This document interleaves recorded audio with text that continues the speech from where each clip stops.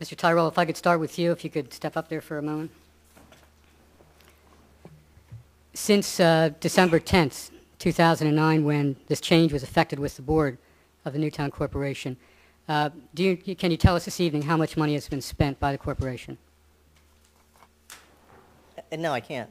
I can get you an accounting, but in what regard are you speaking? As far as salaries, everything? Everything. I believe we had requested, or at least the president had directed a request for a copy of the general ledger. I received that request just the other day and be happy to accommodate you. Bob Small is our accountant, and we can get that over to you via an email, Mike, no problem. Who's in charge of the checkbook? There's three of us. Who are the three? The treasurer, Paul Blancato, myself, and Paul Salvatore. And can any one person write a check? No, that was the problem that I had mentioned in my report, that one of the things, in other words, when we first... I heard you. I appreciate okay. that. Yeah. Well, I'm just trying to make sure. What are the standard weekly expenses that the Newtown Corp is paying right now?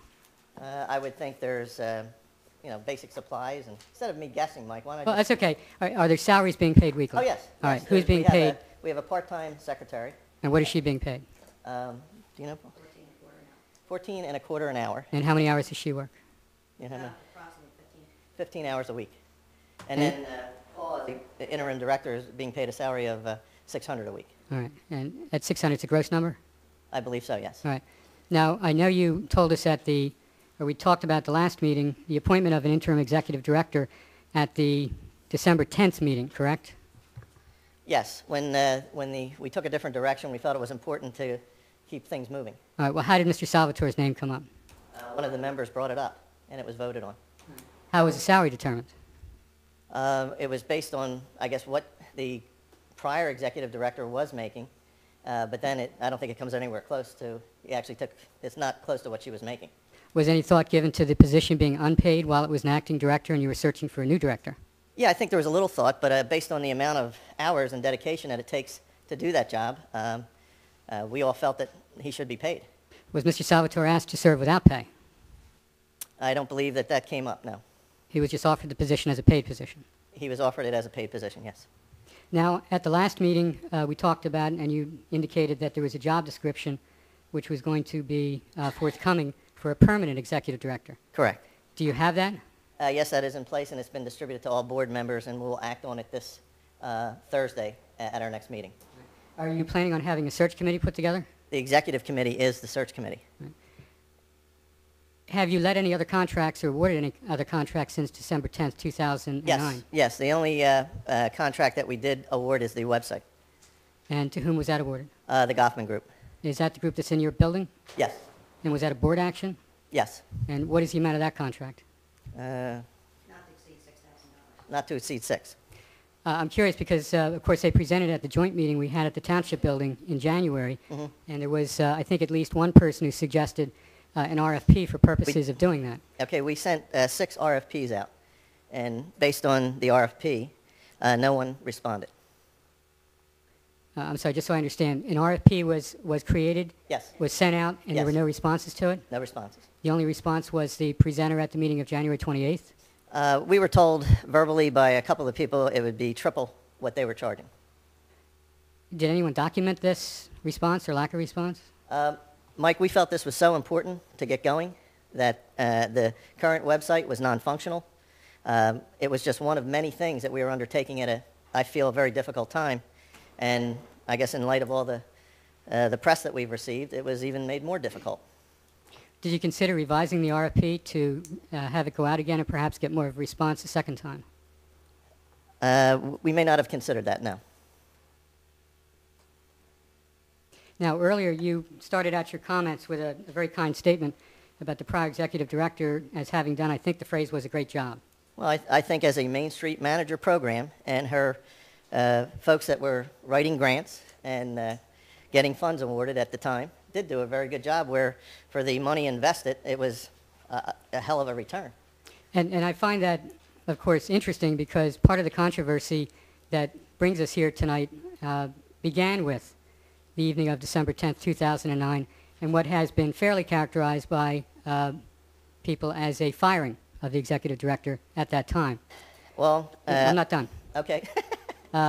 What appears pretty clear from the minutes from that evening is that there were 2 meetings. There was a board meeting, very open, regular, and then there was an executive committee meeting. The board meeting had others in attendance, other board members, who, as you said, and I think rightly so, had to leave. Those included Mr. Schwartz, I think, and Mr. Callahan. And then the executive committee convened and took the action you've already described and acknowledged. It was not the executive committee. It was the board of directors. In order to discuss employee contracts and different things, we needed to have the current executive director at the time leave and just have the board member present, and we took our own minutes. And it was a board meeting that we recorded, went out of session, then came back in, which I think is a fairly common practice. And my question to you is, going into that second meeting, we'll call it the second meeting, Okay. was there any concern expressed by anyone or any consideration given by anyone for the two members who had already left, and that they would be excluded from the consideration of this action involving the executive director? Well, like I said, in the executive committee meeting 2 nights prior to that, it was very, very clear that we were going to discuss the package, compensation, everything to do with the executive director position contract, and we thought it was definitely on the agenda. When it was not on the agenda, we brought it up at the end of the meeting, but Corky and Dave did need to go to a holiday commitment of some sort.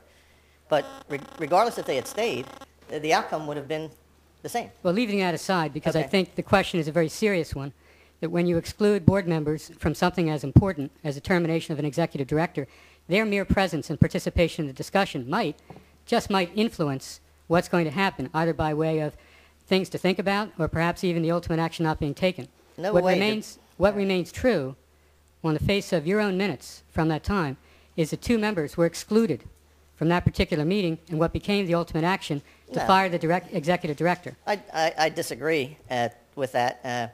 If they did not have that commitment for a holiday whatever, they would have been there. Was there some reason this action, meaning the firing, had to take place that evening? Well, we were reorganizing the next meeting. It came up. We felt it was our duty to do what we felt was best. Was there any reason it couldn't be put off till the next meeting? Mike, this is like hindsight. It's 2020. Well, use hindsight. Should it have been put off? No, I think we did the proper thing.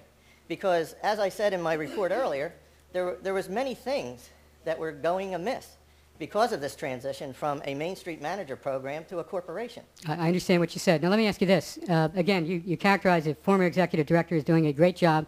Was any consideration given on the evening of December 10th, 2009, when there was a suggestion of firing her, of first having her come in to sit down with either the committee or with the full board? I don't recall. I'm not sure if that was brought up. Well, I would think that would be something you remember, wouldn't it? I'm 55. I'm older than you are. Well, then, hey, do you have your moments or what? All right, I take it that's a no. Well, I think, what occurred there was a vote of confidence came up, and the board acted.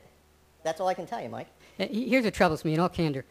To get up here this evening and to say that the former executive director did a great job, and then to talk about the manner, the timing, and the means by which she was summarily fired is a very great contrast, which I think troubles those of us who have followed or been involved with first the JDNC and then the Newtown Corporation. And that's just a fact. You were involved in that meeting. I was not. But I have to tell you, from the outside looking in, reading the minutes, listening to the explanations you've given this evening and prior to this evening, it's very troubling. And it has the appearance of everything other than an open process.